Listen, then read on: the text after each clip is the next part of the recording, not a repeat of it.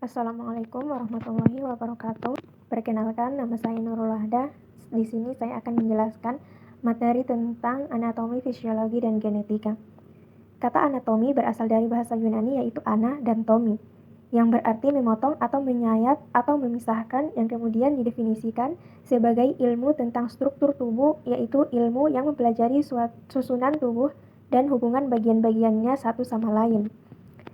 Sedangkan fisiologi berasal dari kata visi atau fisis atau val dan logo sama dengan logi sama dengan ilmu.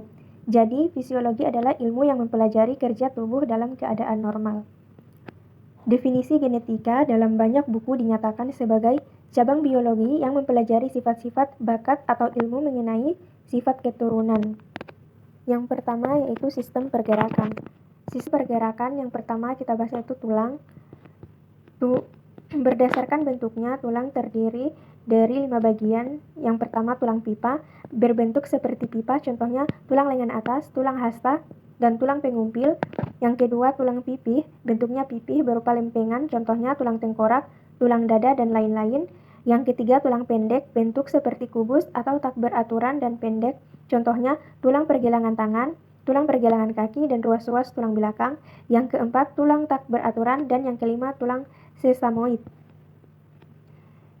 Jenis tulang berdasarkan strukturnya. Yang pertama tulang keras, strukturnya keras, contohnya tulang belakang, tulang lengan, dan lain-lain. Yang kedua tulang rawan, strukturnya lunak, contohnya tulang telinga, kuping, dan lain. Yang kedua yaitu sistem pergerakan otot. Otot adalah sebuah jaringan manusia dan hewan yang berfungsi sebagai alat gerak aktif yang menggerakkan tulang. Berdasarkan jenisnya, otot terbagi menjadi 3, yaitu yang pertama otot polos. Otot polos berada di dinding organ internal manusia seperti pembuluh darah, saluran pencernaan, kandung kemih, dan rahim. Yang kedua, otot lurik. Otot lurik hampir secara eksklusif melekat pada kerangka dan membentuk sebagian besar jaringan otot tubuh. Dan yang ketiga, otot jantung. Otot jantung adalah otot lurik khusus yang terdiri dari sel-sel memanjang dengan banyak inti yang terletak di pusat. Yang ketiga yaitu sistem pergerakan sendi. Sendi adalah tempat dua tulang bertemu atau penghubung antar tulang. Sendi pada tubuh manusia terdiri dari 3 yaitu sendi mati, sendi kaku, dan sendi gerak. Sendi mati yaitu sendi yang tidak memungkinkan adanya gerak. Contohnya, sendi antar tulang penyusun tengkorak. Yang kedua, sendi kaku yaitu sendi yang pergerakannya sedikit atau terbatas. Contohnya, pada persendian tulang rusuk, tulang belakang, dan tulang dada. Yang ketiga, sendi gerak yaitu sendi yang pergerakannya bebas. Sendi ini dibedakan menjadi 5 macam, yaitu sendi peluru, sendi engsel, sendi pelana, sendi putar, dan sendi luncur. Macam-macam sendi. Yang pertama sendi peluru, yaitu memiliki gerakan ke segala arah. Contohnya sendi antar tulang, lengan, dan gelang bahu, serta sendi antar tulang paha dengan gelang pinggul. Yang kedua sendi engsel, memiliki gerakan seperti engsel satu arah, contoh sendi siku, lutut, dan ruas-ruas jari. Yang ketiga sendi pelana, memiliki gerakan 2 arah, contoh sendi ibu jari. Yang keempat sendi putar, memungkinkan gerakan memutar, contohnya sendi antar tulang lengan atas dengan tulang hasta dan pengumpil. Dan yang kelima sendi luncur. Sendi ini memiliki gerakan 4 arah, contoh pada ruas-ruas tulang belakang. Selanjutnya panca indera. Panca indera yang pertama yaitu indera penglihatan atau mata.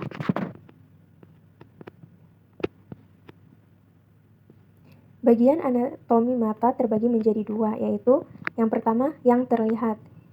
Bagian mata yang bisa terlihat, yang pertama iris, yang kedua pupil, yang ketiga kornea, dan yang keempat sklera, dan yang kelima konjungtiva. Bagian mata yang tidak terlihat terdiri dari 4, yaitu lensa mata, vitreous, retina, dan saraf optik. Panca indera yang kedua yaitu indera pendengaran. Bagian-bagian telinga dibagi menjadi 3, yaitu yang pertama telinga bagian luar. Yang pertama daun telinga berfungsi sebagai alat penangkap suara. Yang kedua lubang telinga sebagai pintu masuk bunyi. Yang ketiga kelenjar minyak saluran telinga luar sebagai jalan masuk bunyi. Yang kedua, telinga bagian tengah, terdiri dari selaput pendengaran atau gendang telinga, akan bergetar bila menerima getaran bunyi. Yang kedua, tulang-tulang pendengaran atau tulang martil, landasan, dan sangguri. Tulang pendengaran akan bergetar setelah gendang telinga digetarkan oleh bunyi. Dan yang ketiga, saluran eustachius yang menghubungkan telinga tengah dengan rongga mulut. Bagian telinga yang ketiga yaitu telinga bagian dalam, terdiri dari rumah sifut atau koklea.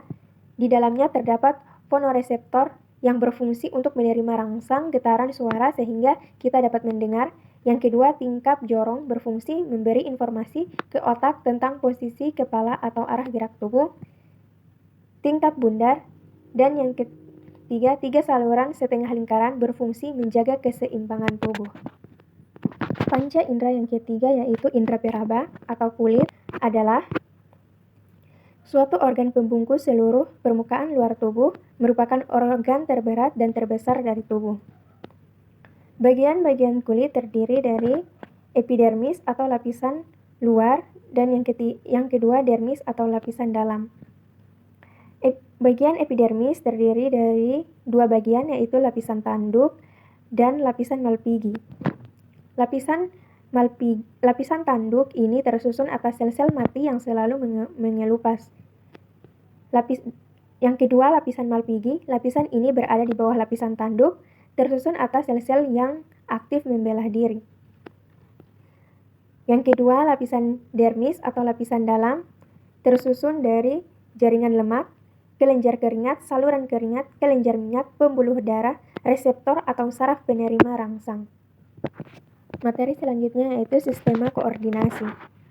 Sistem koordinasi adalah sistem dalam tubuh manusia yang bekerja untuk menerima rangsangan, mengolahnya, dan menanggapi rangsangan tadi. Sistem koordinasi yang dimiliki oleh manusia meliputi sistem saraf pusat dan sistem saraf tepi. Sistem saraf pusat berfungsi menerima informasi dari semua area tubuh dan kemudian mengkoordinasikan semua arus lalu lintas tersebut untuk menghasilkan respons tubuh. Yang pertama, sistem saraf pusat meliputi yang pertama, saraf otak.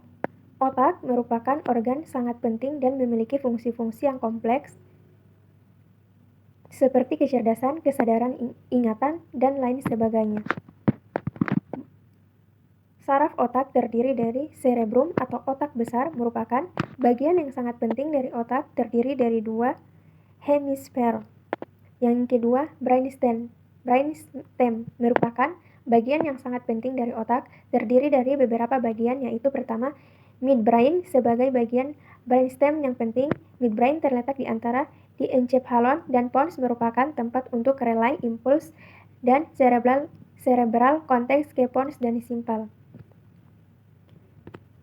Yang ketiga, lencephalon membentuk pusat inti dari otak depan yang dikelilingi oleh belahan otak.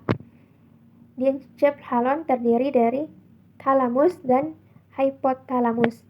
Yang keempat, cerebellum atau otak kecil. Bagian ini terletak di belakang kepala dan dekat dengan bagian leher ujung atas serta memiliki fungsi yang sangat penting. Cerebellum berfungsi untuk kontrol kontraksi otot, postur, dan keseimbangan. Yang kedua, sel saraf neuron. Neuron, sel-sel yang sangat kompleks. Neuron terdiri dari beberapa bagian yaitu yang pertama, dendrit. Kebanyakan dari sel saraf memiliki banyak dendrit yang merupakan perpanjangan atau percabangan dari badan sel. Yang kedua, badan sel. Walaupun sangat beragam ukuran diameternya yaitu 5-140 mm, namun semua sel saraf yang memiliki satu inti sel yang dikelilingi oleh sitoplasma. C. Sumsum tulang belakang. Sumsum tulang belakang merupakan kelanjutan dari medula oblongata. Bagian ini terus berlanjut ke belakang sampai tulang belakang. Yang kedua yaitu sistem saraf tepi. Sistem saraf tepi merupakan kumpulan saraf lanjutan dari otak dan spinal cord.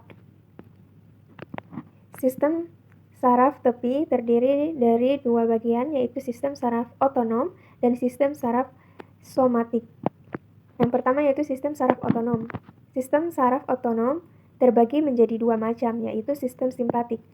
Yang pertama, sistem simpatik. Sistem ini mengatur respons perlawanan dari dalam tubuh ketika ada ancaman pada diri terjadi.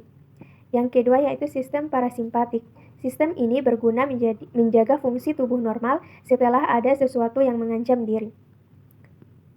Yang kedua yaitu sistem saraf somatik. Sistem ini terdiri dari serabut saraf perifer. Fungsi saraf ini mengambil informasi sensorik atau sensasi dari organ perifer seperti kulit dan nantinya dibawa ke sistem saraf pusat. Materinya yaitu genetika.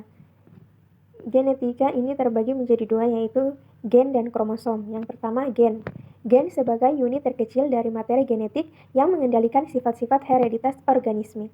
Gen terdiri atas DNA yang terpintal oleh protein histon dan tersusun dalam satu deret secara linear dan beraturan di dalam lokus-lokus pada kromosom.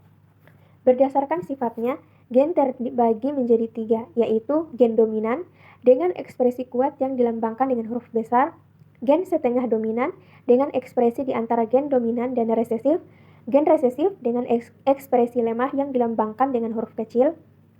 Berdasarkan peranannya, gen terbagi menjadi dua, yaitu gen struktural yang mengode protein enzim dengan ekspresi yang dikendalikan gen regulator.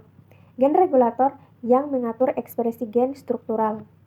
Yang kedua yaitu kromosom. Kromosom ialah benda-benda halus seperti benang yang mudah menyerap warna dan berfungsi sebagai pembawa sifat keturunan. Di dalam sel diploid, kromosom tampak berpasang-pasangan. Sepasang kromosom disebut kromosom homolog, yaitu kromosom yang memiliki bentuk, ukuran, dan urutan gen yang sama. Sementara kromosom yang bukan pasangannya disebut kromosom non-homolog. Setiap kromosom memiliki bagian-bagian seperti sentromer, lengan kromosom, matriks, kromonema, kromomer, telomer, dan satelit. Terima kasih, sekian dari saya. Wassalamualaikum warahmatullahi wabarakatuh.